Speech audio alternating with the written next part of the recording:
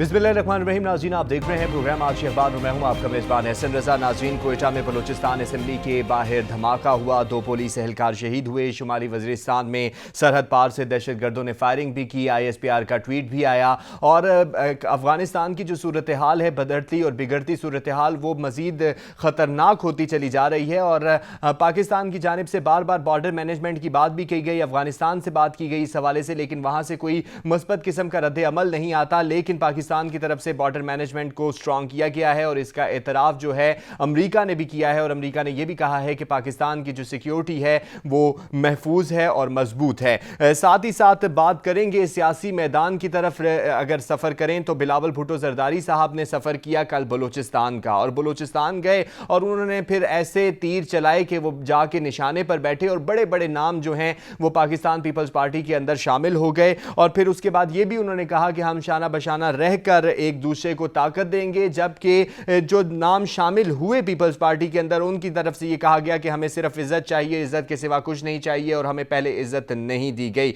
तो इसके ऊपर भी बात करेंगे। इस्लामाबाद में 11 अगस्त को PDM का अहम इजलास होने जा रहा है और सदारत जो है वो मौलाना करेंगे। एक मरतबा फिर से PDM मंजर आम पर आ रही है। अजीब सूरत हाल है, कभी आती है कभी जाती है। जैसे मुल्क में लोड शेडिंग बहुत ज़्यादा हो गई है, बिजली आती है बिजली जाती है, इसी तरह PDM की भी बत्ती कभी बुझती है और कभी गुल होती है और जलती है। और वीडियो लिंक पर मियां नवाज शरीफ जो हैं वो भी शिरकत करेंगे। तो बयानिया क्या है नून लीग का, और PTM किस स्टेज पर है, और PDM का क्या बयानिया रह गया है, और कितना हुकूमत को ये टफ टाइम दे पाएगी, क्योंकि जहांगीर तरीन ग्रुप भी है और PDM भी है, और PDM कितना टफ टाइम दे पाएगी, इसके ऊपर आज के प्रोग्राम में बात करेंगे। और दूसरी जानिब शाइख खान अब्बासी साहब भी कहते हैं कि PDM और मुस्लिम लीग नून का जो बयानिए की बात की जा रही है वो बयानिया एक ही है। आप दो बयानियों की बातें जो हैं वो सिर्फ साजिश और अफवाहें हैं और कुछ भी नहीं है। नवाज शरीफ का और शहबाज शरीफ का बयानिया एक है। इसके हवाले से बात करेंगे। इलेक्ट्रॉनिक मशीनें जनाब आली आ चुकी हैं और वज़ीर आज़म इमरान खान साहब इसका अमली मुजाहरा भी कर चुके हैं,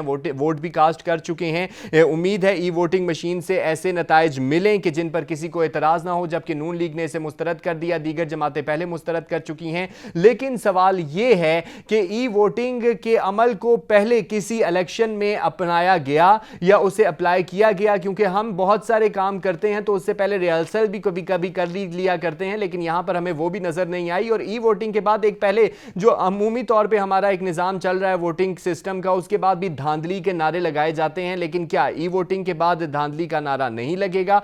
सूरत हाल क्या होगी, इसके हवाले से बात करेंगे। और रावलपिंडी रिंग रोड में अरबों रुपए चला, नैब जो है वो किसी किस्म की तफ्तीश नहीं कर रही, नून लीग की जानिब से ये कहा जा रहा है। और पाक चीन दोस्ती के हवाले से शेख रशीद साहब के बयानात सामने आए हैं कि बड़े वाज़े रहे हैं, लेकिन CPEC के ऊपर इस हुकूमत की जो स्ट्रेटजी रही है वो कोई इतनी मौसर नहीं रही। तो इन तमाम मौज़ूआत पर गुफ्तगू करने के लिए जो शख्सियत मेरे साथ स्टूडियो में मौजूद है उनका तारुफ आपसे करा दूं। तो जनाब अहमद सगीर साहब हमारे साथ स्टूडियो में आज मौजूद हैं। सीनियर सहाफ़ी हैं, तज्ज़ियाकार हैं और दहाइयों से वाबस्ता हैं सहाफ़त के शोबे से। तो सर, कोयटा से बात शुरू करेंगे। कोयटा में बलूचिस्तान असेंबली के बाहर धमाका हुआ, एक बहुत हसास एरिया, वहाँ पर धमाका हुआ और एक मरतबा फिर से दहशत गर्दी की लहर जो है वो जन्म ले रही है। शुमाली वज़ीरिस्तान में भी सरहद पार से जो है दहशत गर्दों ने हमला किया। तो क्या इसकी कड़ियाँ अफगानिस्तान की सिचुएशन से मिलती हैं? हाँ, ये होता है। उसकी वजह यह है कि आप देखें कि माजी में जब भी अफ़गानिस्तान के हवाले से पाकिस्तान के अंदर जब भी कोई मूवमेंट तो नहीं हम उसको कह सकते हैं, लेकिन जो कोई हिलजुल होती थी या हमारा कुछ स्टैंस जो है वो ऊपर नीचे होता था, तो हमें उसका रद्द-ए-अमल जो है वो बाकायदा बर्दाश्त करना पड़ता था। अभी भी आप ये देखिए कि वहाँ अफ़गानिस्तान के अंदर मामलात जो हैं वो बड़ी तेज़ी से तब्दील हो रहे हैं।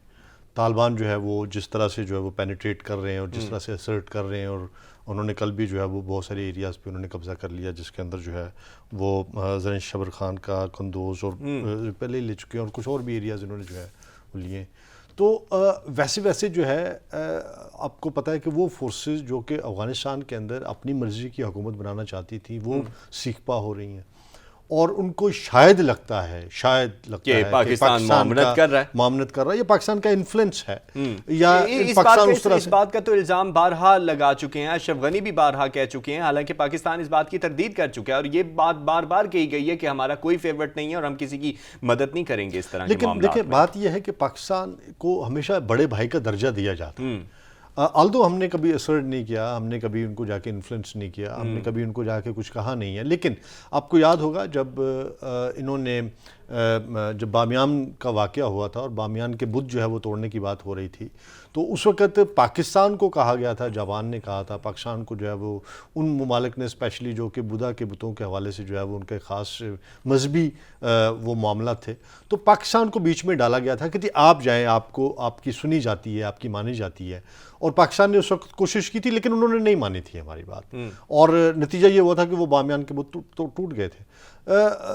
اگر یہ کہا جائے کہ پاکستان کی 100% جو ہے وہ وہاں پہ چلتی ہے تو میں نہیں سمجھتا کہ پاکستان کی جو ہے وہ ٹھیک ہے، ہماری عزت کرتے ہیں، ہماری رسپیکٹ کرتے ہیں، ریزن بھی ہے کہ ہماری عزت تو ایران بھی کرتا ہے، ہماری عزت تو جو ہے وہ سعودی عرب بھی کرتا ہے، ہماری عزت تو جو ہے وہ UAE بھی کرتا ہے، ہماری عزت تو جو ہے وہ صومالیہ میں موغادیشو کے لوگ جو ہیں وہ بھی کرتے ہیں، پورٹ لینڈ کے لوگ جو ہیں وہ صومالی لینڈ کے لوگ وہ بھی کرتے ہیں۔ لہٰذا پاکستان کی بینگ اے مسلم امہ کا جو ہمارے ہاں ایک کانسیپٹ ہے، اور اس مسلم امہ میں ہم چونکہ ایک ایسی سپر پاور ہیں جس کے پاس جو ہے وہ ایٹم بم بھی ہے، تو اس کی وجہ سے بھی جو ہے وہ امہ ہماری طرف دیکھتی ہے، لوگ ہماری طرف دیکھتے ہیں اور وہ ہمیں عزت سے جو ہے وہ بات کرتے ہیں۔ بٹ اس کا مطلب یہ نہیں ہے کہ ہم ہی ہیں جنہوں نے طالبان بنایا یا ہم ہی ہیں جن کے جو ہے وہ طالبان مانتے ہیں۔ طالبان کے اپنے انٹرسٹ بھی ہیں، طالبان کے اپنے معاملات بھی ہیں، اور وہ اپنے معاملات کو زیادہ اگر ایسا ہوتا تو اس وقت جو ہے پوری دنیا کوشش کر رہی تھی، ہم نے بھی بہت کوشش کی تھی، لیکن انہوں نے ہماری بات نہیں سنی۔ نہیں، انہوں نے بات نہیں سنی، اور پاکستان کے انفلوئنس کو اس طریقے سے نہیں لینا چاہیے کیونکہ پاکستان کی سے ہے، لیکن اس طرح نہیں ہے۔ یہ بھی آپ سے جاننا چاہوں گا کہ یہ جو طالبان ہیں، جس طرح آپ کہہ رہے ہیں کہ طالبان کو ہم نے بنایا یا ہم سپورٹ کر رہے ہیں، طالبان آئے کہاں سے؟ اور ابھی جو صورتحال ہے کہ ابھی کی صورتحال میں بھی کبھی طالبان آتے ہیں، کبھی غائب ہوتے ہیں، کبھی پھر آتے ہیں، پھر چھا جاتے ہیں، اور اب تو مکمل طور پہ چھائے ہوئے ہیں۔ اور ایک سوال اس کے ساتھ میں یہ بھی جوڑنا چاہوں گا کہ اگر جو یہ طاقت کے ساتھ حکومت بنانے میں کامیاب ہو جائیں گے تو دنیا تسلیم کرے گی؟ دیکھیں یہ آپ نے بڑا زبردست سوال کیا ہے، دو آپ کے سوال کے پارٹس ہیں۔ ایک تو یہ کہ یہ طالبان آئے کہاں سے، اور دیکھیں بنیادی طور پہ جب سوویت یونین اس وقت کولڈ وار آپ کو پتہ ہے چل رہی تھی، کولڈ وار کے اندر امریکہ کا ایک انفلوئنس تھا دنیا کے اوپر، دوسری طرف جو ہے سوویت یونین کا جو ہے وہ، اور سوویت یونین اور امریکہ کی اس لڑائی کے اندر جو کہ براہ راست لڑائی نہیں تھی، ایک انڈائریکٹ لڑائی تھی، اور اس انڈائریکٹ لڑائی کے اندر جو ہے وہ کسی بھی قیمت پہ وہ چاہتا تھا سوویت یونین کے وہ افغانستان سے ہوتا ہوا وہ پھر پاکستان سے نکلتا ہوا اور جو ہے وہ چلا جائے، وہ گرم پانی تک اس کو ایکسیس چاہیے تھی، اور یہ بڑا نیئرسٹ وہ تھا۔ ازبکستان سے انہوں نے کراس کرنا تھا، افغانستان ایک چھوٹا سا ملک ہے، اور پھر پاکستان، اور پاکستان میں وہ گوادر کے راستے جو ہے وہ آرام سے وہ پانی تک پہنچ سکتا تھا۔ یہ وہی والا روٹ ہے جو اب جو ہے آپ دیکھیں کہ اب بھی وہی تقریباً کم و بیش ویسا ہی روٹ جو ہے وہ استعمال ہو رہا ہے، اور جس کے اندر ابھی پھر جو ہے وہ سوویت یونین ہمارے ساتھ آگے جو ہے وہ اس کے اندر باقاعدہ ابھی ورلڈ پاور کے طور پہ جو ہے وہ بیٹھا ہوا ہے، ایک ٹاکس کے اندر بھی اس لیے بیٹھا ہوا ہے، اور ہم سے وہ اس نے رستے بات کی۔ اچھا، اس کے لیے انہوں نے یہ کیا کہ بھارت کے ساتھ انہوں نے اپنے معاملات پہلے سے گرم کر رکھے تھے اور معاملات ٹھیک کر رکھے تھے، یعنی آپ دیکھیں کہ بھارت کے اندر کمیونسٹ پارٹی جو ہے وہ زیادہ اسٹرانگ ہوتی تھی، اور بھارت کے اندر لیفٹ ونگ جو ہے وہ بہت زیادہ اسٹرانگ تھا۔ پاکستان میں بھی لیفٹ ونگ جو ہے وہ بنایا گیا، لیکن پاکستان میں اس کے مقابلے میں چونکہ سوویت یونین سے خطرہ تھا تو وہ کیپٹلزم کو تھا، اور کیپٹل جو ہے وہ اس کے لیے کہ وہ کمیونسٹ تھے، وہ کمیونزم جو ہے وہ ایک اشتراکیت کی بات کرتا ہے، ایکول ڈسٹریبیوشن آف ویلتھ کی بات کرتا ہے، دونوں طرف جو ہے وہ ڈفرینٹ ہے۔ اچھا، ادھر سے جب یہ آتا ہے سوویت یونین آتا ہے تو امریکہ نے کہا کہ اس کو روکو، اگر یہ آ گیا تو یہ تو پوری دنیا کی معیشت کے اوپر چھا جائے گا، اور اگر جس طرح چائنا کے اندر بھی کمیونزم ہے، باقی دنیا کے اندر بھی کمیونزم آ گیا تو پھر کیپٹلسٹ کدھر جائیں گے، سرمایہ دار کہاں جائیں گے؟ سرمایہ داروں سے تو سرمایہ چھین لیں گے یہ لوگ۔ لہٰذا انہوں نے کہا کہ ان کو یہاں پہ روکتے ہیں اور ان کو روک کے ہم افغانستان میں مارتے ہیں ان کو۔ پاکستان کو اس کے لیے جو ہے انہوں نے فرنٹ لائن اسٹیٹ بنایا، اور پھر انہوں نے پاکستان کے ذریعے جو ہے وہاں پہ انفلوئنس کیا، اور پاکستان نے جا کے وہاں پہ ہم نے وار سٹارٹ کی تھی ان کے خلاف۔ اچھا، وہاں پہ جا کے جب جنگ تو شروع کر دی اور جنگ جیت بھی لی، اور جب جنگ جیت لی ہم نے، اور جنگ جیتنے کے بعد ہونا تو یہ چاہیے تھا وہ جو وارئرز جن کو ہم نے لڑنا سکھایا تھا اور جن کو ہم نے کہا تھا کہ آؤ بھی افغان جہاد کے نام پہ جو ہے جن کو ہم نے ساتھ ملایا تھا اور جن کو کہا تھا کہ موٹیویٹ کیا تھا، ان کو ہم نے جا کے جو ہے وہ ہمارے لوگوں نے جا کے بندوقیں کندھوں پہ اٹھا کے ان کو جا کے پرووائڈ کی تھی، اور ان کو کہا کہ آپ جو ہے وہ یہ سٹارٹ کریں اس کے خلاف جو ہے۔ اچھا، وہ سٹارٹ ہو گیا، سارا کچھ ہو گیا، جب وہ جیت لی جنگ تو امریکہ یہاں سے نکلا، اس نے کہا بس ٹھیک ہے، اپنا انٹرسٹ پورا کر لیا اور وہ یہاں سے نکل گئے. اسی کے اوپر مزید بات کریں گے, بریک پہ جا رہے ہیں صغیر صاحب. ناظرین بریک پر جا رہے ہیں, بات ساری انٹرسٹ کی ہے اور اپنے انٹرسٹ گیم کے اوپر اس خطے کے امن کو داؤ پر لگایا گیا. اب یہ ٹھیک کیسے ہوگا, اور اگر طالبان طاقتور حکومت بناتے ہیں تو کیا دنیا تسلیم کرے گی؟ اسی پر مزید بات کریں گے, لیکن ایک بریک کے بعد ہمارے ساتھ رہیے گا. ویلکم بیک جی. بات ہو رہی تھی افغانستان کی صورتحال کے حوالے سے, طالبان کا وجود کیسے آیا, تھوڑا سا ہسٹوریکل بیک گراؤنڈ کے اوپر بھی بات ہم کر رہے تھے, اور امریکن انٹرسٹ کے اوپر بھی بات ہوئی, اور بہت سے ممالک کے اپنے انٹرسٹ ہیں, اور اب جو ہے انٹرسٹ کی ایک بہت بڑی گیم چل نکلی ہے. تو اس تمام صورتحال میں طالبان جو ہیں پھر سے طاقتور ہو کر سامنے آئے ہیں, ایک مرتبہ پھر سے ابھرے ہیں, اور افغانستان کے بہت سارے علاقوں پر وہ آ بھی چکے ہیں, قابض بھی ہو چکے ہیں. تو احمد صغیر صاحب, جیسے کہ میں نے آپ سے پہلے بھی سوال کیا کہ اگر یہ, کیونکہ ایک بہت بڑی انٹرسٹ گیم ہے اور بہت سے ملک جو ہیں اس کے اندر اپنا انٹرسٹ شو بھی کر رہے ہیں, اور اس خطے کے لیے تو سب کے لیے ایک امن کے داؤ پر لگ چکا ہے, اگر یہ طاقت سے آ بھی جاتے ہیں, دنیا تسلیم کرے گی آسانی کے ساتھ؟ دنیا دیکھیں, دنیا ہمیشہ طاقت کو ہی تسلیم کرتی ہے نا. ورلڈ آرڈر کیا تھا؟ امریکہ ورلڈ آرڈر, میری طاقت ہے, جو میری طاقت ہے میں کہوں گا وہ تم مانو گے, اور نہیں مانو گے تو پھر میں تمہیں بتاؤں گا. دنیا طاقت کو ہی مانتی ہے. کوئی بھی دنیا میں ایسا نہیں ہے کہ جس نے جو ہے وہ خاموشی کو, شرافت کو مانا ہو. آپ شرافت سے بات کریں گے, دنیا آپ کی بات سنے گی ہی نہیں. ہم نے شرافت سے کہہ رہے ہیں نا کشمیر, اگر انہوں نے وہ اٹھے نا طالبان, انہوں نے اٹھا کے جو ہے وہ قبضہ کر لیا اس کے اوپر, آپ بھی اٹھے قبضہ کر لیں, دیکھی جائے گی بھائی جس کا لاٹھی اس کی بھینس.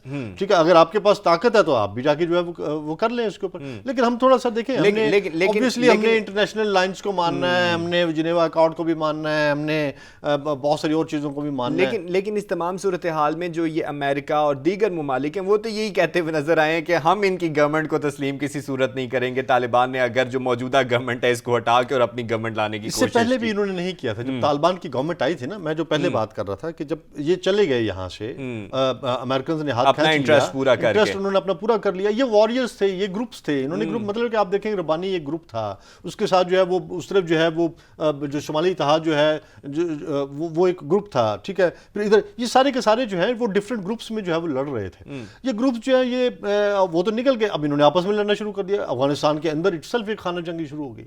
وہ خانہ جنگی میں سے ہی کوئی مدرسوں کے اسٹوڈنٹس یکدم نکلتے ہیں, اور پھر دیکھتے دیکھتے جو ہے انہوں نے جو ہے ایک بہت بڑا گروہ سامنے آ جاتا ہے, اور انہوں نے قبضہ کرنا شروع کر دیا. اور یہ سارے گروپس جو ہیں وہ ان کے آگے جو ہے وہ خاموش تھے, وہ لڑ ہی نہیں پا رہے تھے, ٹھہر ہی نہیں پا رہے تھے. اور پھر انہوں نے جو ہے وہ آہستہ آہستہ ماسوائے کچھ ایریاز کے, ان کے پاس بہت ساری جو ہے ان کے پاس علاقہ آ گیا تھا.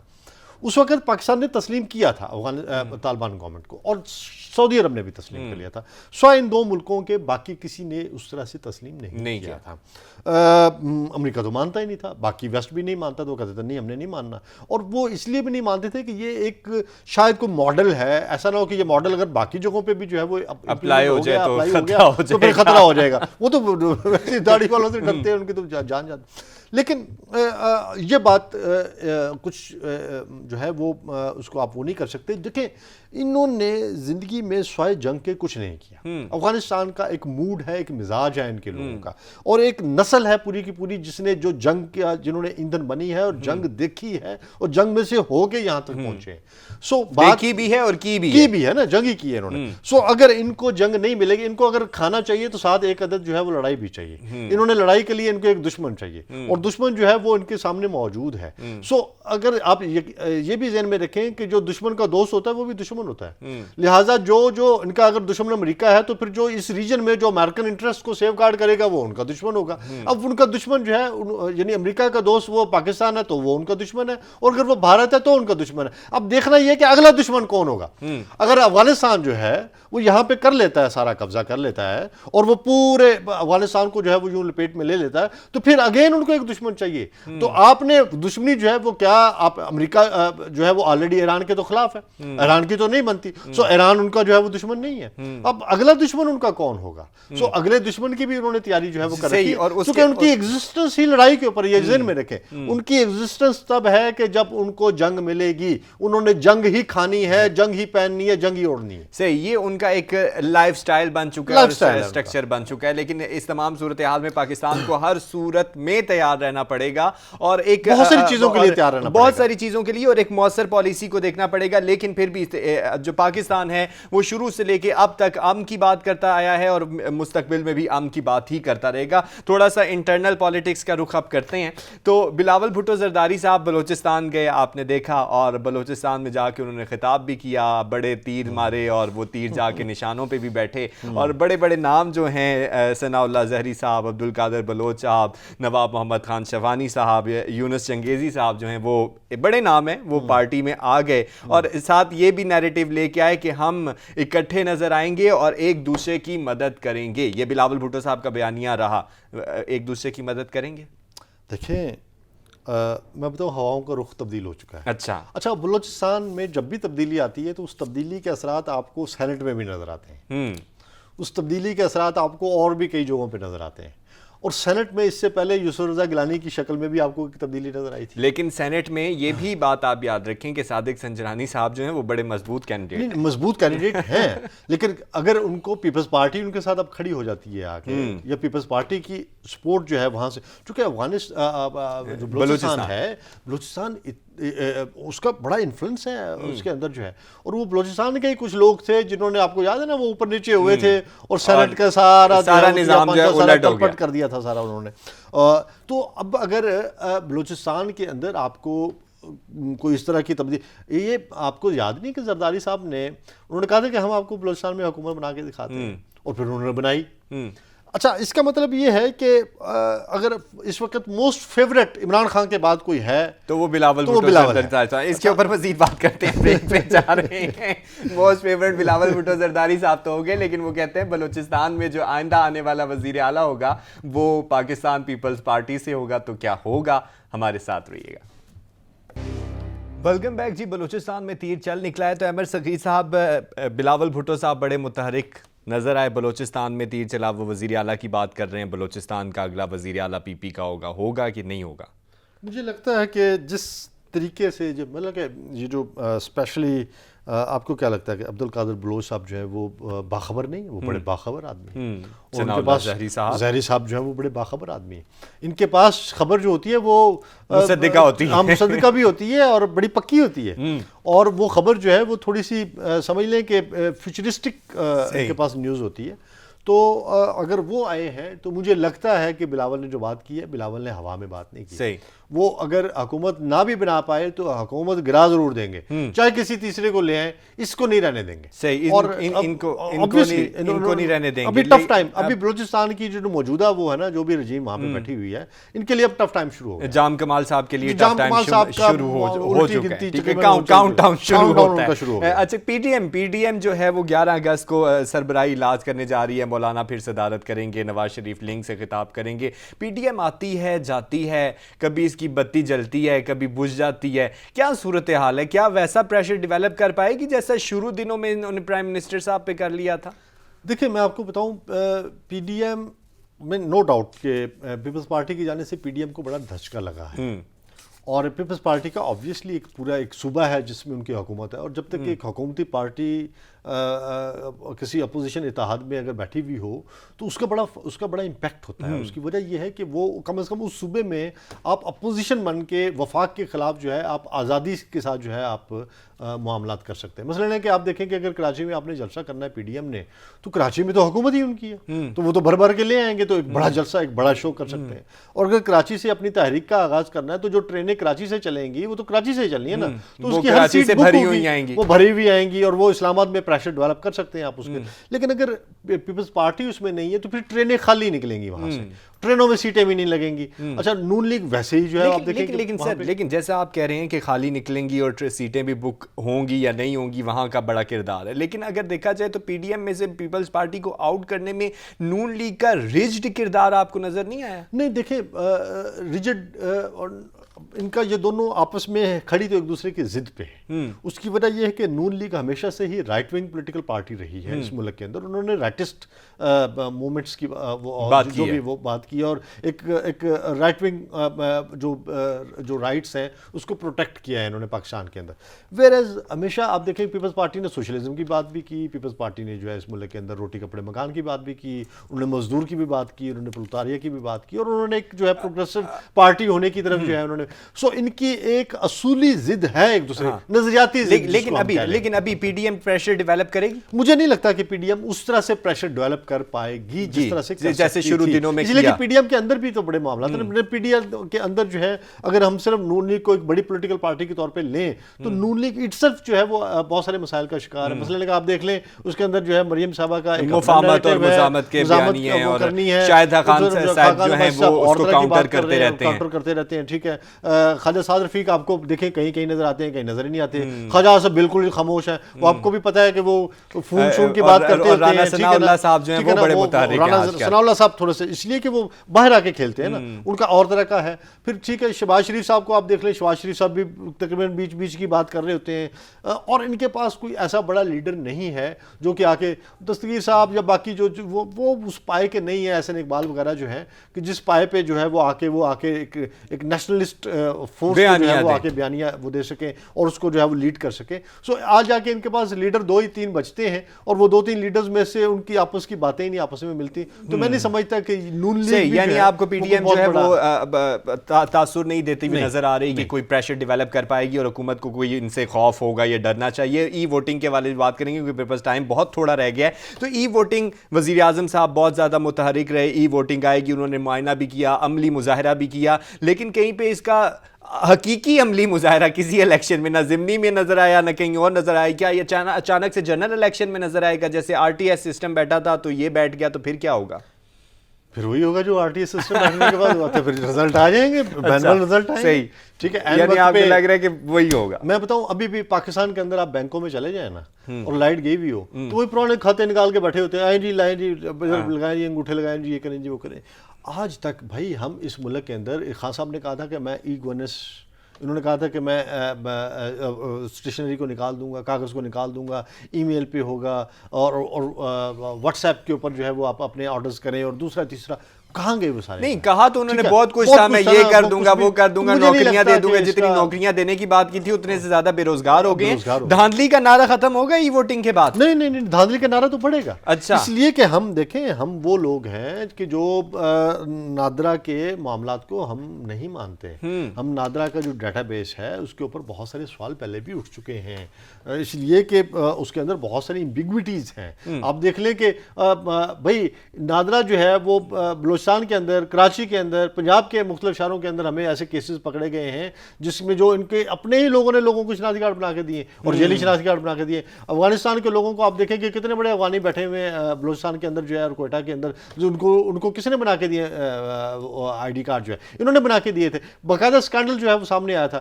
اب کراچی کے اندر دھاندلی کہیں بھی آپ کو ختم ہوتی ہے, دھاندلی کا نعرہ نظر آ رہا ہے آپ کو. ای ووٹنگ ہو جائے یا جتنے بھی مسائل ہو جائے, مائنڈ سیٹ کو بدلنے کی ضرورت ہے, اور جو آپریٹ کرنے والے ہیں انہوں نے دیکھنا ہے کہ کس طرح سے آپریٹ ہوگا. لیکن ای ووٹنگ کے بعد دھاندلی کا نعرہ اپنی جگہ برقرار ہے. پاکستان زندہ باد. اللہ حافظ.